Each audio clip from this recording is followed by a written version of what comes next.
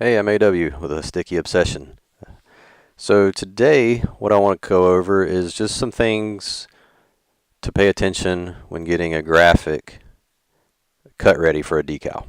Um, so this design I did for a really good friend of mine who's a fan of the TV show Supernatural.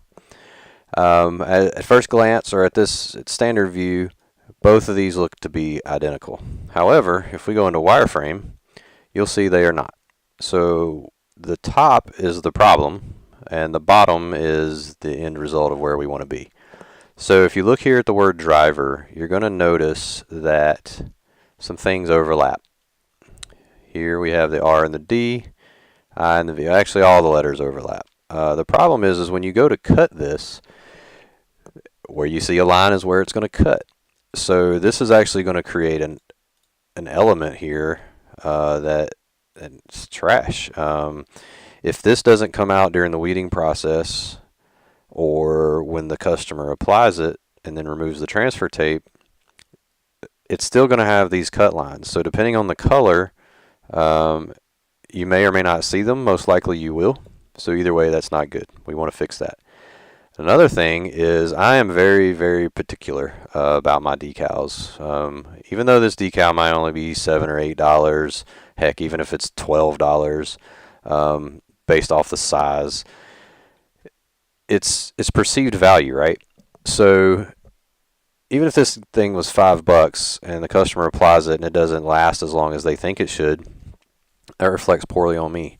And I don't like to send a product out that I personally wouldn't to be happy with. So I'll show you what some of these things are when we get there. So let's go ahead and take a look at it. Right now this is still text, so we want to convert this to a curve. So we're going to do Control Q, and that's going to convert it to a curve. Now the next thing we need to do is, so you'll notice that the weld function is not up here because these things are still a single object. So we need to break it apart and make each one of these an individual object. So let's go ahead and do that. So we're going to break it apart. Now we want to be really careful not to move one of these individual objects and mess up our design. So I'm just going to start. First thing actually is I'm going to get rid of this little element here. It's not necessary. In the end result, this is going to be so small that that little detail is not really going to show up. And it just adds to, it's an unnecessary element. So let's take the D and the R and we're going to weld those guys together. Alright, so you'll see what that did. That got rid of that line there. And now we want to take, we're going to do these all as one unit. So we'll hold down. So what I did there is I left click, hold shift, click each different object, and then we're going to weld those all together. So that looks good. Again, the problem is we still have two separate objects, so let's collect both of those and we're going to combine them. So now we have one object. Now what I want to do is I want to get rid of all the unnecessary nodes, so I'm going to highlight all the nodes and click Reduce Nodes. Alright, so now so that's actually really good. That would be cut ready. We could send that to the cutter, no problem. Now the extra steps that I take. This here is going to be a problem. Not in the cutting, and most likely in the weeding it is going to be fine as well. The problem is longevity of this decal. The material I use is it's got at least a 5-year outdoor life, and that's in harsh environment, UV, sun, whatever.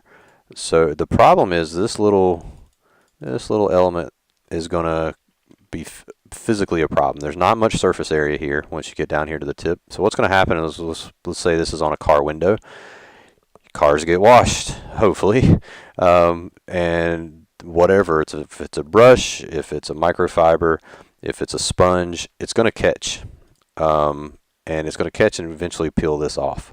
Now it probably wouldn't peel off this entire letter because this is a pretty bold font, but it will pull this up, and it's picked up now, so it's going to collect dirt under it. It's going to look bad. Eventually it's probably going to tear off, and that's either going to tear into the R here or at least tear, and it's not going to be a clean tear. So let's get rid of that. So what I do is we're just going to go in here, we double click to bring up the node. I'm going to double click the node and get rid of it, and I'm going to grab this handle and I'm going to bring that down so we've got rid of that indentation. We've got a couple of these to get rid of, so we'll come over here to the R, same way. In fact, let's get rid of both of those. Highlight this, grab these handles. Let's get rid of this one. Let's grab the handle. Oh, that one's way up there. Alright, so that takes care of those. Now a couple other little spots. Now this, again, this font's really good. It's not got a lot of areas that are going to be a problem. However, these little sharp points, I personally don't care for them because, again, that's a spot that could be picked. Now if this was a really big decal, say 12 inches for this one word, then that's not going to be a problem. But when it's this small, that little nub is really very small. So what I like to use is the fillet tool, and I'm going to create a radius. Now this is really small, so we'll probably have to go down to 0.5 and click apply.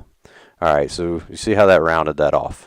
Now I want to find all of the areas like that that could be a problem, and we're just going to round them off.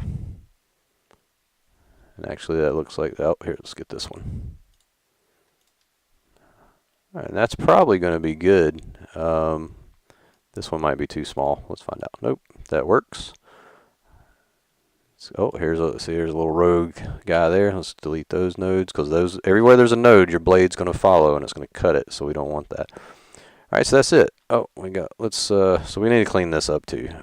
Let's get rid of that. Let's get rid of that, and let's grab this handle.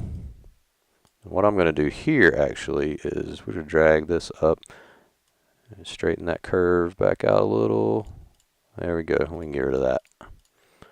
All right, so then we go back and see, go back to wireframe, and we forgot to combine the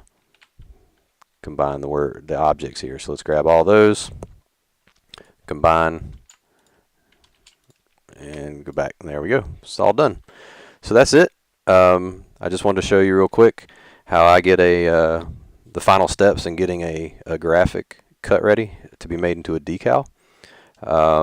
And if you're in the business, or if this is a hobby of yours, I hope this helped you out a little bit. I'm a big fan of CorelDraw. That's what I do all of my designs in. And that's just a few little tips that I didn't know when I started out. This fillet scallop tool, I didn't know it existed. When I finally found it, it was a lifesaver. But yeah, so that's it. I hope you enjoyed this video. If you comment, like, subscribe, share it, that'd be great. I hope you got some benefit out of it, and I hope you have a great day.